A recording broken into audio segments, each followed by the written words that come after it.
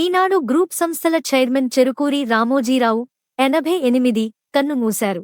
ఈ నెల 5న ఆయనకు శ్వాస తీసుకోవడంలో ఇబ్బందులు ఎదురవడంతో హైదరాబాద్లోని ఓ ఆసుపత్రిలో చేర్చారు.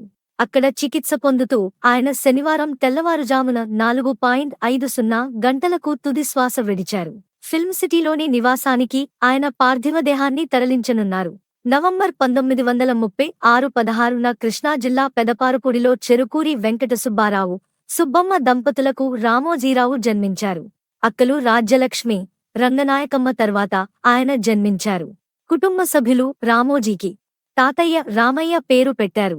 బడిలో మాస్టారుకు తన పేరు రామోజీరావు అని చెప్పి తన పేరును తనే పెట్టుకున్నారు. చిన్నప్పటినుంచే విలక్షణ, సృజనాత్మకత ఉన్న వ్యక్తి ఆయన. ఈనాడు దినపత్రికను ప్రారంభించి తెలుగునాట సంచలనం సృష్టించారు. 1974 ఆగస్టు 10న విశాఖ సాగర తీరంలో ఈనాడును ప్రారంభించారు.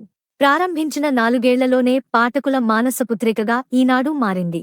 ఈనాడుతో పాటు కీలక మైలురాయిగా సితారా సినీ పత్రిక నిలిచింది. బహుముఖ ప్రజ్ఞ, కఠోర సాధన ఇవే రామోజీ అస్త్రాలు.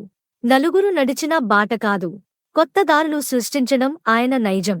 లక్ష్య సాధనకు దశాబ్దాలపాటు నిర్విరామంగా పరిశ్రమించిన యోధుడు. రైతుబిడ్డగా మొదలై వ్యాపారవేత్తగా రాణించారు.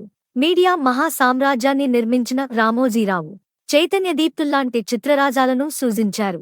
అద్భుత ఫిల్మ్ సిటీని సృష్టించారు.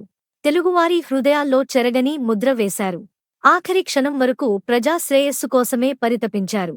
పనిలోనే విశ్రాంతి అనేది ఆయన ప్రాథమిక సూత్రం. చివరి క్షణం వరకు పనిలోనే విశ్రాంతి సిద్ధాంతాన్ని పాటించిన మహనీయుడు.